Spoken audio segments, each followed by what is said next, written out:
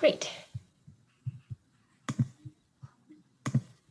So welcome everyone. I'm Eunice Kim, the Long Range Planning Manager for the City of Salem. And with me tonight are two folks that are colleagues of mine that are also going to be speaking. I wanted to let them introduce themselves. Austin. Hi everybody, my name is Austin Ross. I'm a long range planner with the City of Salem. Looking forward to this presentation tonight and getting a lot of important feedback from everybody. So thanks for being here. Good evening, and thanks so much for attending. I'm Shelley Ahinger, and I work in the Urban Development Division of the city, working on federal programs, but I'm so happy that we have an opportunity to discuss with you tonight how we can engage and how we can improve our equity policies. Fantastic. So we're going to ask that folks keep their video and camera, same thing, and their microphone off until later. And we will be doing some interactive polling, which we'll describe later as well. So this is our first, well, it's the second one today, but the first policy topic for the Our Salem Project. And we're focusing today on equity and engagement. Austin? Thanks.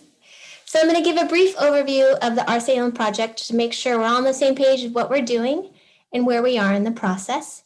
And then we're really going to focus on three different sections of the meeting tonight. One is going to focus on the policies that we've drafted prior to now, all through the visioning phase, the last year and a half, 2 years. And then second, we're going to focus on new policy ideas that staff across the city researched from other cities. And then we're going to ask for your ideas. And I will explain kind of how we're going to do that in a second. So just so we're all on the same page, we're working on the Our Salem Project, which is a multi-year project to update our comprehensive plan. This is really the large framework that will guide how we grow and develop in the future, next 10, 20, 30 years.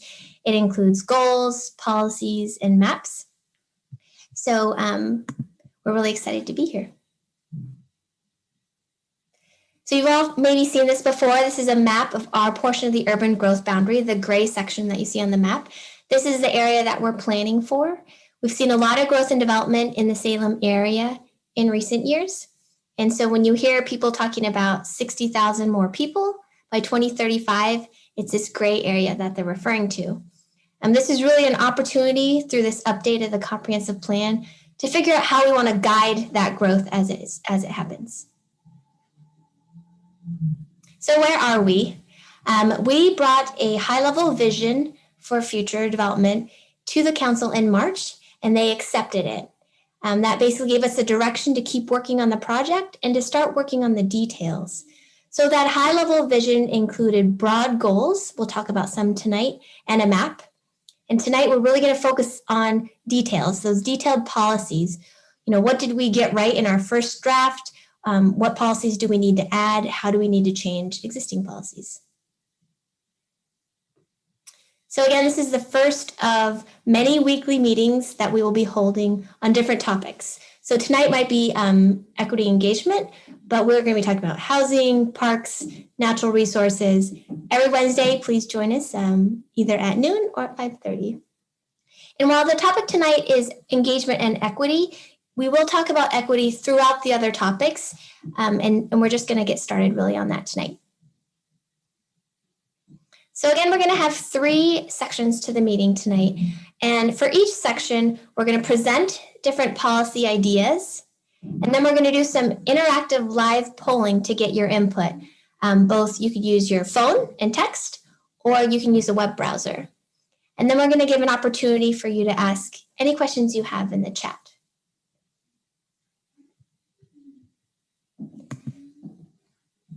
So we wanted to make sure that this live polling, you're all used to it and you get a chance to try it out before we get to the questions. And so if you want to go, I will drop this in the chat. You can go to this poll EV. You click on that link, or you can text, instead of texting to a phone number, you text to 22333. And you text my name, Eunice Kim 347, And it should tell you that you're joining this poll. And then once you log in, questions will automatically change as we go through the questions, so you don't have to worry about that. And all the results will appear live on screen. So we thought maybe we would give it a shot with a test question next. So does everyone have those links or have their phone handy? You can also put the link obviously in your phone if you have a browser on your phone.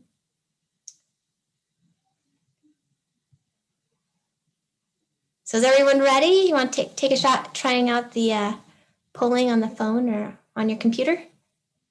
So again, I'll drop the link in. I know someone just joined us. If you want to go to this link.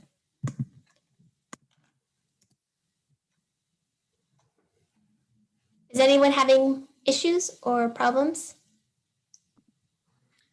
If anybody's having issues, feel free to write in the chat what's going on, and we'll do our best to address the questions. Or you can unmute and just let us know.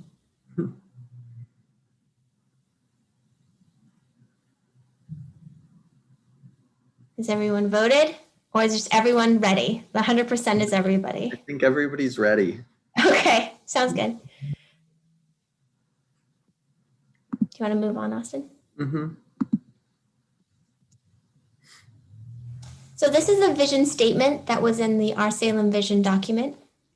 And I just wanted to put it here as a reminder that one of the things that we heard loud and clear when we did our outreach in the community earlier in this project was that equity and making sure that Salem is an equitable city is really a shared priority throughout the community. And so as we work on our policies, we want to make sure that that is reflected both in how we develop those policies and what the outcome of those policies are.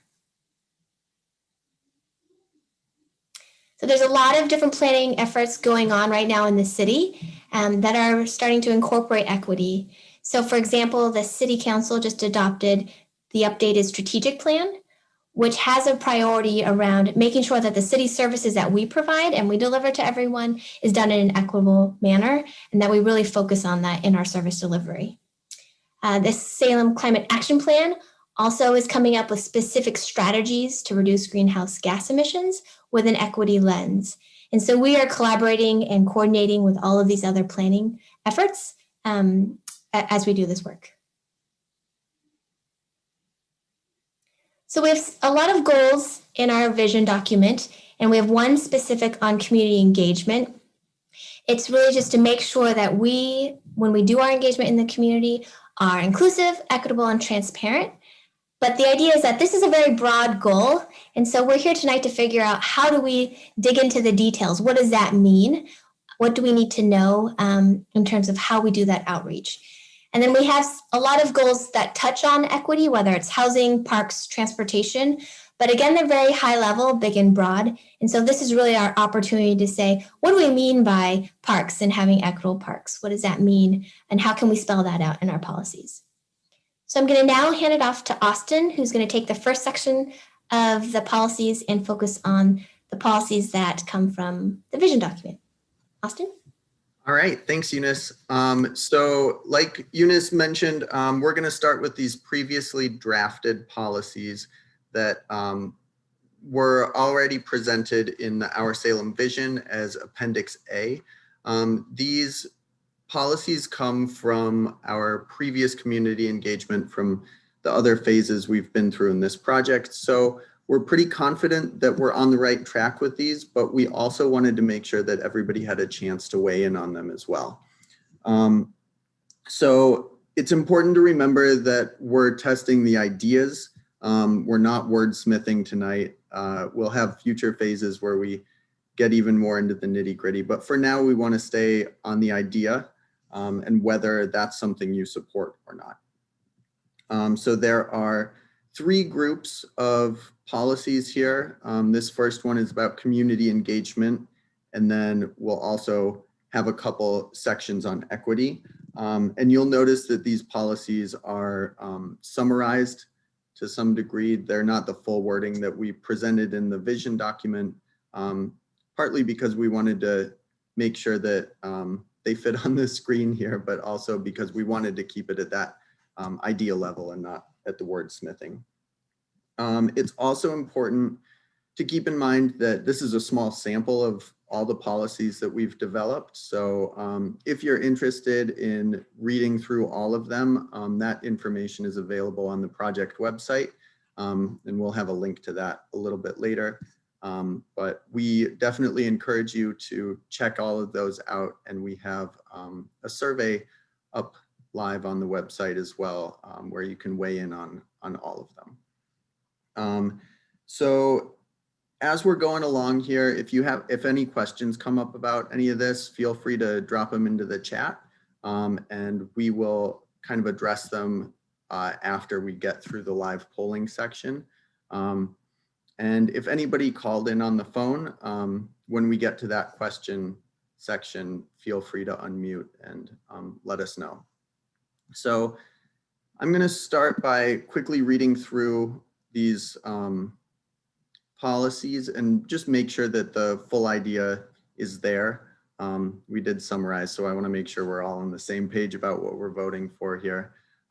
So this first one about collaborative partnerships is about building relationships, meaningful relationships with all segments of the community. So there are some groups that are traditionally pretty plugged into planning, and that's great, but we want to extend that relationship building to groups that maybe aren't always plugged in and maybe were historically underserved.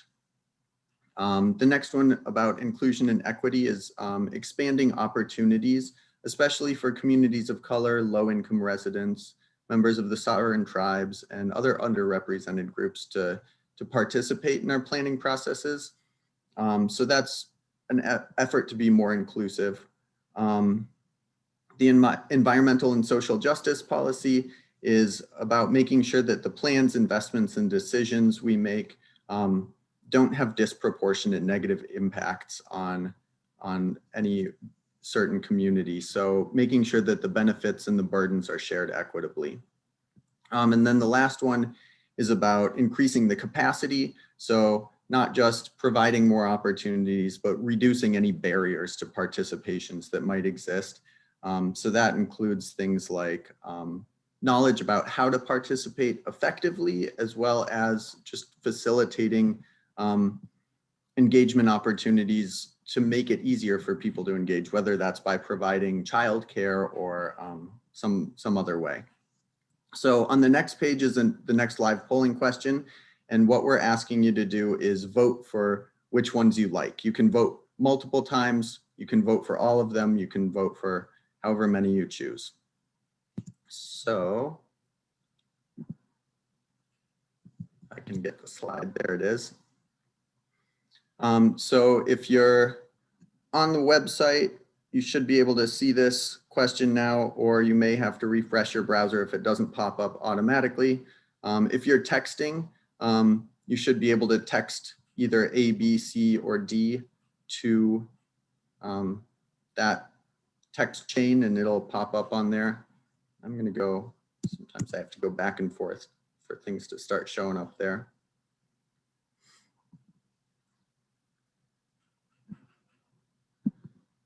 So I'm looking to see how many people we have here with us tonight to make sure I'm getting all the votes. There we go. Seeing it now. Give people a little bit longer.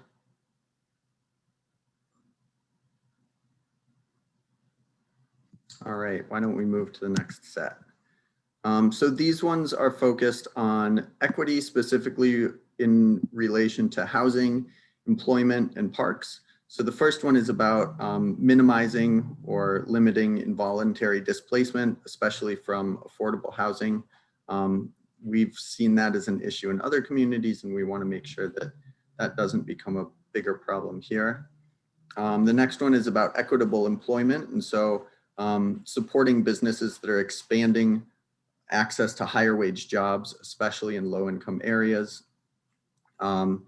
Equitable parks distribution is about making sure not only that parks are distributed around the city and that people have access to them, but also prioritizing parts of the community and groups within the community that have been historically underserved. So whether that's prioritizing parks in lower income areas or areas with higher proportions of people of color, we want to make sure that's considered.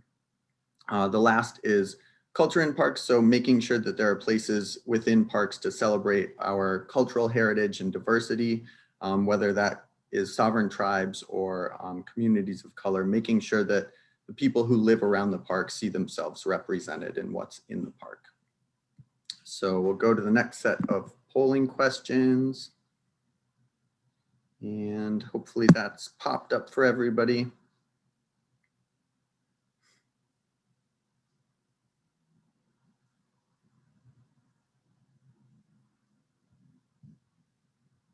Good to see the votes are coming in real time this time.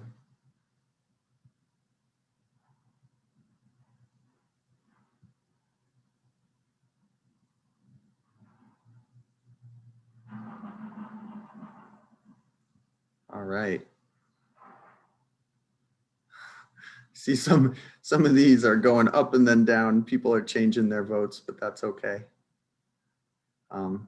Like I said, you can vote for just a few or all of them, whatever you think is right.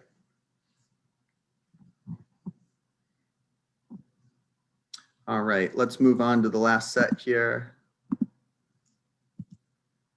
So these policies are about equity as they relate to transportation and community facilities.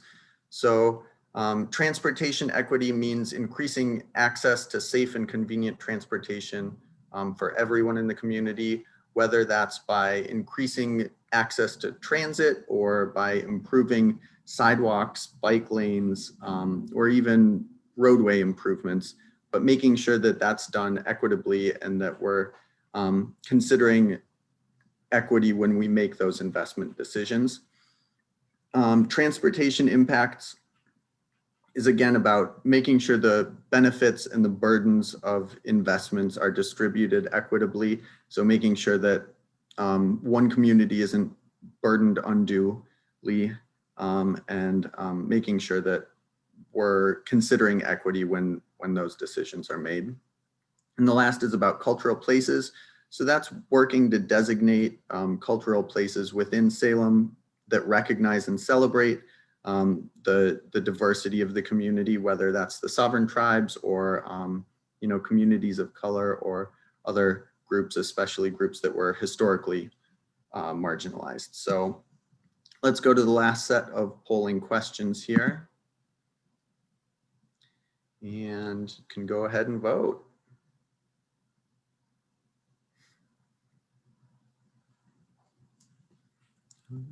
Might have to bob back and forth again on this one. There it is.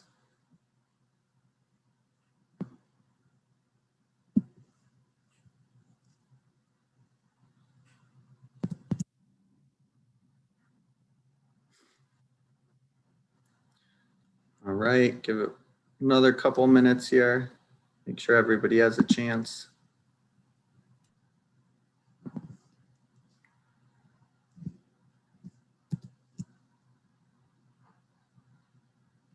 All right.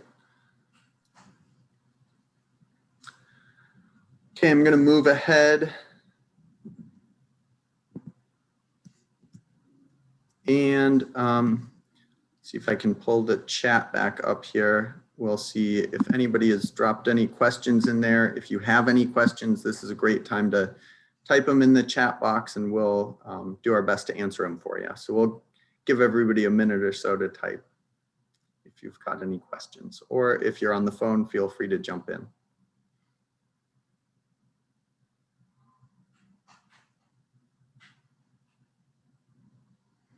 if you don't have questions now, if any ideas come up or comments, whatever, feel free to type them in as we're going. And when we take our next question break, we'll address them then.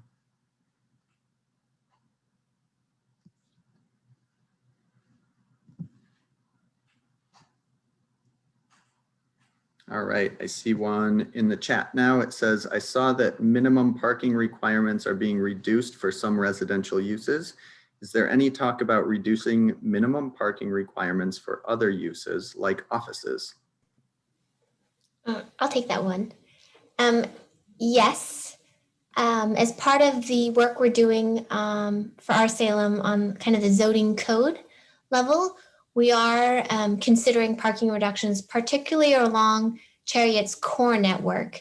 And that is the Chariot's frequent transit service, where they've really dedicated to having frequent service on particular corridors like Lancaster, commercial.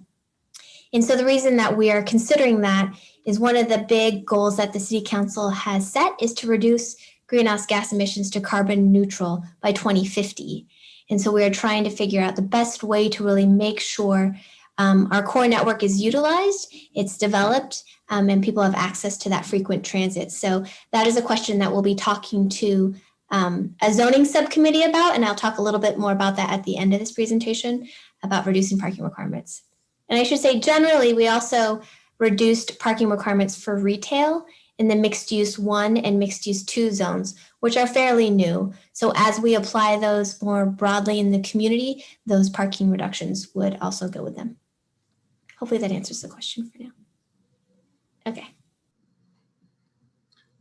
Awesome. So I don't see any other questions. So we'll keep moving ahead, and I'm going to hand off to Shelly, who's going to talk about some new ideas.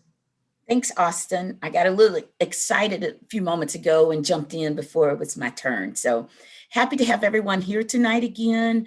Austin has had the opportunity to discuss with you about previously drafted policies. So now we want to move to new ideas. And the question is, do they make sense for our city, for our community, for Salem?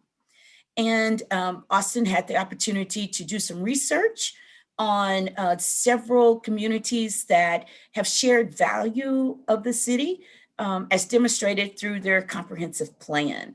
Of course, this is a 10-year process once it's in place. So we want to make sure that we get ideas from the community that are new, that are going to help us meet the goals and objectives. We're going to talk about culturally appropriate processes. And by that, we're just trying to figure out what are ways that we can communicate and how do we design our policies and processes so we can make sure that everyone is involved in the planning efforts as well as in the investment in the decisions that are made. Because if you're invested in the decision, you're going to be more proactive in participating in it. Austin, can you go to the next one? Thank you. So we're going to go back to the poll, either through the link that is in the system that you're already working with, or to text it to Eunice Kim 347-222-3333. And we have an A or B. And the question is simple. Do we need a new policy about culturally appropriate engagement processes? Does that sound right for Salem? Is that something that you feel is needed? And of course, there's no right or wrong answers to this question. We're just trying to engage the community to see how we should start developing these policies and if it's something that the city feels that's needed, or citizens feel is needed. And if you need me to give additional information about what we're talking about, please feel free to put it in the chat box. We want to make sure you're understanding what the questions are, but we want to give you the opportunity to tell us. So Austin, I see 4 individuals with yes, and looks like no may have 1. Yeah, Shelly, can you or Eunice talk a little bit more about what this question means? It looks like we have a question in the chat about that. Eunice, I'll let you go first. Sure. So this is really getting to, should we be talking to the different groups about how they want us to reach out to them and to communicate with them and to collaborate with them, understanding that not every portion of the population receives information and wants to collaborate in the same way. We've started to do that as part of this project. So when we work with a specific group and they say, you know, Facebook Live is the best way for you to engage my community. We will do that. Others say just come to our meeting, sit around a table. We will do that. And so should we formalize that? And should that be something that across the city we start to do? I hope that answers the question. Thank you, Eunice. Fantastic. It did, because I see now we've had more participants. So that's fantastic. All right. You think we're ready to go to the next one, Shelley? I think we are. All right. The next question is about, do we monitor the participants by their demographics when we do those engagements so that we can ensure that representatives of all communities are able to participate and are participating? And by that, we mean by their racial, social, economic demographics, so that, again, we can have a way to say, yes, we're reaching out to all communities in the city of Salem. And so the question is a new policy about monitoring participant demographics right for Salem? Should we ask those questions when we have events, activities, and opportunities for people to engage with the city? And again, no right or wrong answers.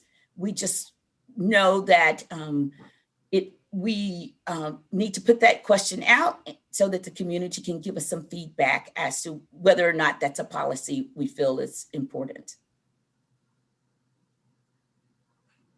And I love to see it going up and down, because these are questions that are subjective. All right, that's 7 answers. I think that's the number we're looking for, the magic number there, Shelley. That's the magic number. And I will say also, we had the same presentation earlier today, so the numbers will be combined. So your numbers are important and they will be taken into consideration. The next new idea is about youth engagement.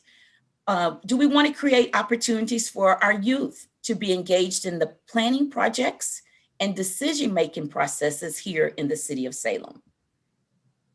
And Austin, could we have the question, please? Is a new policy about youth engagement right for Salem? Do we need to have this policy so that we can make sure that our youth are part of the processes in a more formalized manner?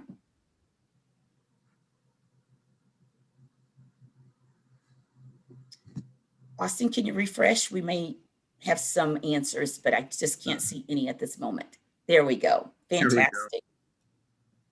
Wonderful. Thank you.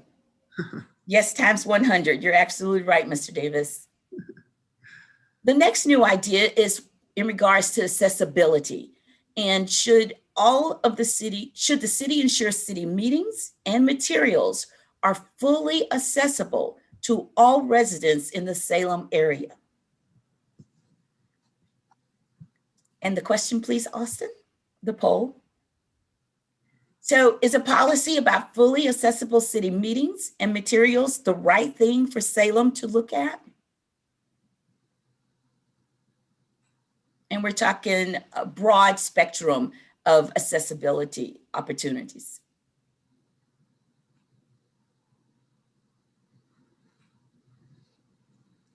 We have 5 so far, Austin, so.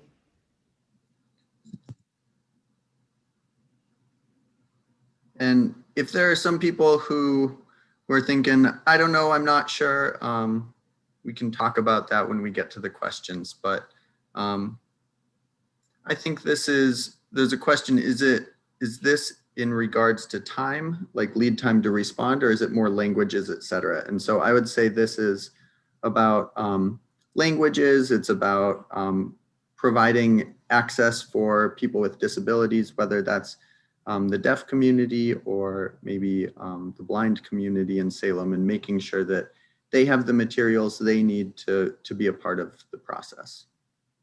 Absolutely correct. Thank you. We're at 7 now, Austin. All right. So next we're going to talk about equitable development standards. So when the city is considering cultural preferences and values as part of diversity, equity, and inclusion when we're adopting development and design standards for construction? Should there be some cultural preferences under those circumstances? So should the city develop a policy about equitable development standards? Is that right for Salem? And if you need additional information, put it in the chat and we're happy. Evidently not everybody understands that the question.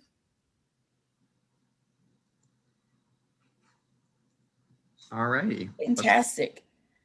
So that's the environmental equity is our last question. And of course, as Eunice talked, we have in the process an environmental plan that the city's putting together. But this one is specific this question is specific into whether or not we want to minimize the environmental disparities that are currently affecting underserved and underrepresented communities. Should our plans and investments have a policy for looking at that as part of how we do our plans and how we make investments? So, do we need and is a policy about environmental equity right for Salem?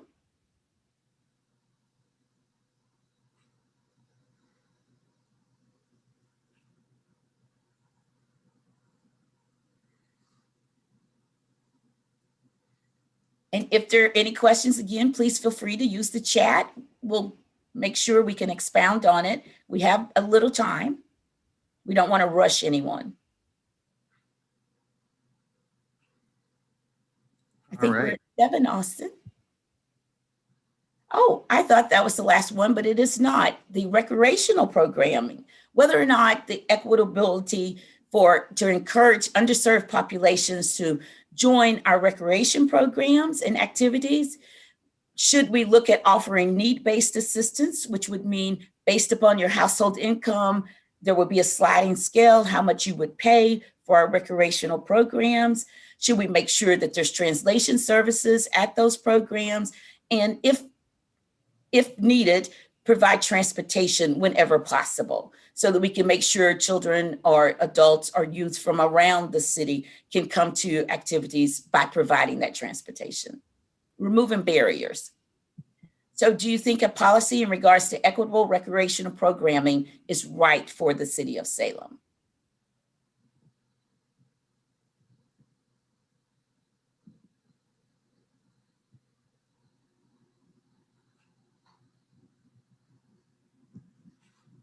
All right. I think we got our 7 votes there.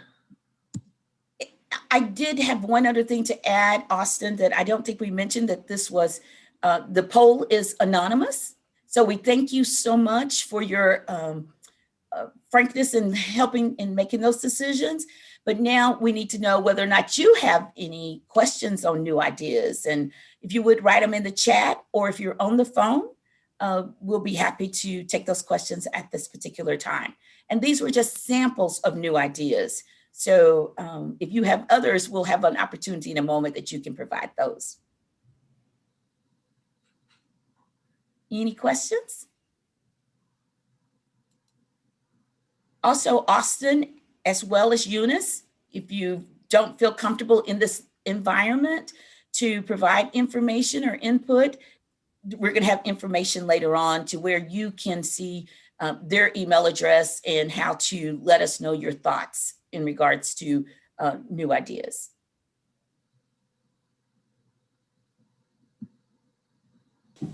I don't see any. Shelley.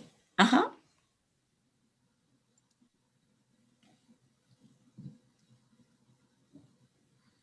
I think Steve, Mr. Anderson, put in a question, Eunice. Good to know where we are today on these goals. How was community involved in setting priorities? Through this and other outreach, Steve, are you talking about policies? So the comprehensive plan goals and policies are big and broad.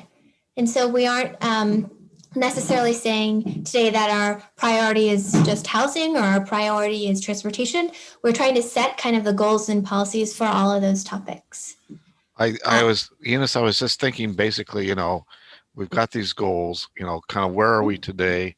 Mhm. And then, where do we focus? We can't do them all at once. And so Mhm. do we do it at a city council level? Do we do it at a neighborhood association level? Do we do it across the community? I think in this whole process is how do we engage our community in determining what the priorities should be, like for equitable housing, and so, I mean, this kind of polling is good, but I think once we get into the implementation phase, I'd like to see us continue Mhm. community engagement and setting priorities, Mhm. or at least recommending it to the city council for their final decision. Yes, and so we will be having an implementation plan as part of the comprehensive plan. And I think that's probably getting more to what you were saying. I apologize for not understanding the question. And we will continue outreach, Steve. Thank you for bringing that up. Austin, did you want to go to the next slide? So now this is where we're asking for your ideas. Are there specific ideas around community engagement or equity across any topic that you feel like we're missing, or maybe you're not sure if we have talked about yet? So we just want to make sure that you have an opportunity to provide any ideas that you have. And you can just type them into your text on your phone or on your computer.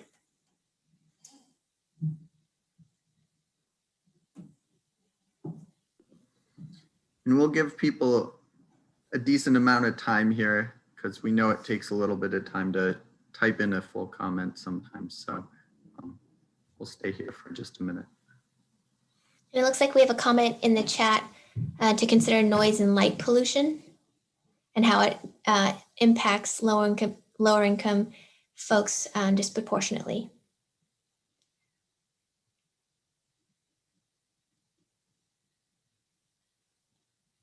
Austin, do you want to refresh and see how?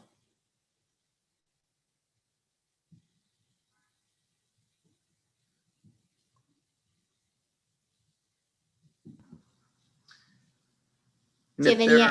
Oh, go ahead. If there are ideas that people just want to talk about, or other comments that they have about the process and equity in the city, we can definitely talk about that as well. And as I kind of mentioned earlier, I think equity will be one of the topics that will be incorporated into each of our policy meetings, as it is not just one topic. Universal access when it comes to public spaces is in the chat. Thank you, Krista. And I think we may, it's either a new idea or a previously drafted policy that we didn't show in this presentation, but I think we do have a policy about that sort of thing.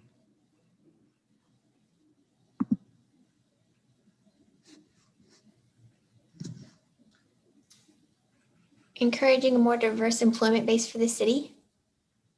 The comment in the chat.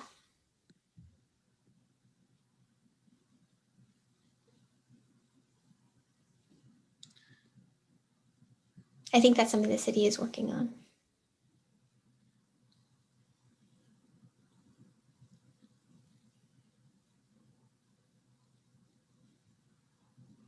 Where are the ideas from the Human Rights Commission poll going? Oh, the survey they did. Is that what you're talking about? Yes. So we haven't seen those yet, but when we see those, as well as input from, again, other projects, to the extent that they make sense to roll up into policies, we will do that. But I haven't seen them yet, but it's a good reminder for me to check. I appreciate that.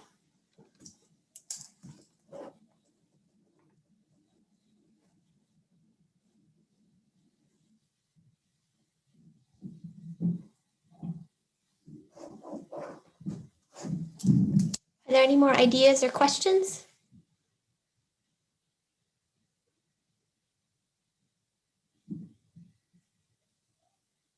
No?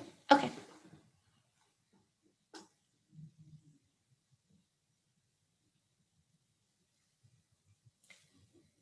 So if anyone wants to talk to their comments, feel free to unmute and talk. Or if you want to better explain some of the comments. Eunice EM here. Yeah. I just want to say it wasn't clear how people were supposed to type in their comments using the thing that the platform that you use for voting. That seems to have been part of this latter problem as I view it. Thank you. Okay. Okay. I appreciate that. We'll work on that for the next policy meetings. There's a comment in the chat about wanting to see fewer parking requirements in Salem. Elliot, do you want to unmute and tell us more about that? Hi. Can you hear me okay now? Yeah. Sure. I mean, I'm sure other people have maybe read this book. I just got done reading The High Cost of Free Parking. I've been converted. It's a pretty good book. If anyone has the slightest inclination to read it, it's a little less boring than you think it would be. I guess like the strange, to me, the confusing part about minimum parking requirements was, I think like most people, I had no idea they existed. And when I found out that they existed, it was just a strange notion to me that local government would have such a huge role to play in subsidizing cars. Didn't really make sense on its face, and then the more I dug into it, kind of the less sense it kind of made. And now I can't help but see them everywhere. So yeah, it seems to me it's not fair for non-car owners who are disproportionately low income. We don't really want to subsidize cars. It makes walkability more difficult. It makes housing more expensive. Just a huge slew of problems. And I guess like if someone is willing to accept the idea that things aren't free, that you can't just mandate parking requirements without increasing the cost in some area. So I'll end this ramble. I think in the book it talks about how the total subsidy for minimum parking requirements, a medium estimate is above Medicare, and the high-end estimate is above the national defense for the whole country. And so where it is for Salem, I would guess that there's no way that we could even know that without extensive studies, because you would have to estimate the opportunity cost from not using those parking lots for something else. And so someone could only guess at how much we're really paying for parking requirements. I'm good. I appreciate that comment, Elliot. Steve, did you have a question or a comment? I think yes. I think and the free parking and fewer parking spaces kind of go to this. I think we need to, on our policy level, look at system development charges. They are kind of constrained. So I mean, if our goal is better transportation to lower greenhouse gas emissions, and we talked about subsidies for low income travel, the part of the development charges go to a program to support that. But I mean, I think we need to realign how those charges get dispersed in the city, and if there needs to be some thought of, if we have goals to further, more walking, more transportation, more ridership, supporting low income areas of our city that can't get to some of the recreational activities, that when new development goes into those communities, that part of those funds go into a fund that can be allocated to support those efforts. And so they're not just standing alone, but that we're growing. We are setting aside funds for that. And I don't know where that comes in the policy discussions, but it would be maybe, realign our system development allocation with these new goals. Thanks, Steve. I anticipate we'll talk probably more about funding and prioritizing in terms of transportation at our transportation meetings, but we will write that down now as well.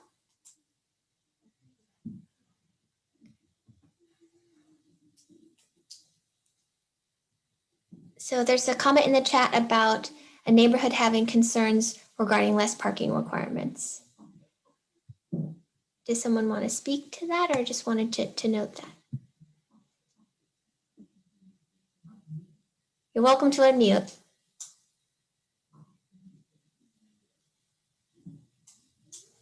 If not, we'll just keep the comment. I do think parking is going to be a topic we will continue to discuss, both within our Salem and outside of our Salem. So I appreciate the comments. Austin, do you want to advance this slide? So what are we doing with these policies? So we're going to continue doing outreach on them, both through our policy meetings and a new survey we have on our project website. The survey goes into both previously drafted, these new policy ideas, and has options for writing in policy ideas as well of your own. We're then going to kind of on an iterative process kind of update our draft policies, and at some point when they're in a better place, when we've done enough outreach, we'll present them back to the community and then hopefully adopt them as we update the comprehensive plan, hopefully by the end of the year. So this is where we are now. Again, we did the visioning over the last year and a half or two. We're in the real nitty-gritty details of policies as well as zoning, and we hope to, again, adopt a whole package by the end of the year. This is just a reminder that if you want to talk about housing, housing is up next week on Wednesday. Steve, you have a question? Yes, we had one of those policies about getting into underserved communities and populations. On this survey, it would be nice to hear or have some feedback that this is exactly getting into these communities. I just finished some work with EPA on how you get on environmental justice issues into underserved communities, but we have the policies out there, but I'm making sure you get a good sampling of everyone. I don't know what you're doing on that. It'd be nice to hear that, if not today, in the future, just what steps are being taken to see that, in fact, this does get into different communities of color, low income, and get a broad sampling of what's in Salem. When you say this, you mean this project? Well, you talked about these policies are going to be online for people to vote on. And so, I mean, it's from a sampling point of view, you're going to get data. And so is it stratified across a neighborhood, or is it stratified across an economic group? And, how well does it represent the whole community? Thank you. No, I appreciate that. So our survey, it is open to the whole community, and we do ask demographic questions at the end. It's something that was suggested to us a while ago, so we can make sure we're hearing both geographically and just broadly in terms of our demographics from different groups. And if we don't, we have ways to kind of make sure that we're then pushing out to those areas. In addition to that, so on this screen, the other ways to participate is that we're doing community meetings as well with community groups. So we have a lot of meetings set up specifically for different communities of color and other groups that maybe don't feel comfortable coming to this venue, or maybe you don't want to do a survey, or just, have invited us. And so we're always happy to come and speak specifically to any community group that invites us. And so we'll be doing that work over the next few months as well. Well, when you report the data, it'd be nice just to see what that is when it comes back. I mean, that's the statistician in me, but I mean, it'd be nice just to see, how you did and what it looks like across our community. Okay, I appreciate that. So the other portions of the project beyond the policies have to do with the map. So our Salem Vision included a very high-level proposed comprehensive plan map. And so now we're going to put together a new interactive map that's really at the zoning level. So if you think of single-family zoning, commercial office zoning, industrial zoning, where people will be able to comment on the specific on properties, and if they think that the proposal is good or bad and what they would change it to. So we're working on that map right now and hope to launch it Mid-April is our goal. And so you'll get hopefully an email, or you'll hear from us when that's live. We're also having that zoning subcommittee that I mentioned earlier with city councilors and planning commission members. And that zoning subcommittee is really focused on different ways through the zoning code to reduce greenhouse gas emissions. So it's going to look at 6 different options that we previously presented to the council, and to what extent do they want to move those forward, and kind of shape those code updates. So we hope the first meeting is maybe end of April. We're thinking they will be April, May, June. And the community and the public is invited to those. There will be opportunities for the public to comment as well. So stay tuned as we set those up. We'll let everyone know.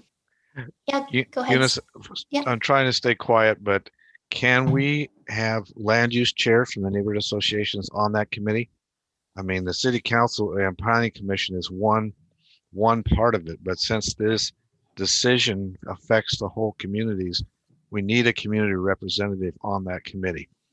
And it seems like a inclusion of land use chairs from all the neighborhood associations there would be a bridge on this into the communities. Otherwise, it's too much lend towards the policymakers of on the decision-making side and not including the community, and that goes against one of the goals that this process has. So I would invite land use chairs to be part of that committee. So the committee is a subcommittee of the council. So they voted to actually form that and to include councilors and planning commissioners, but it is again going to be open to the public. I see that there's a second for that. So I will make sure that land use chairs are invited and know that those meetings are happening. There'll be a time and space for people to talk, but the committee itself is a subcommittee of the council and the planning commission.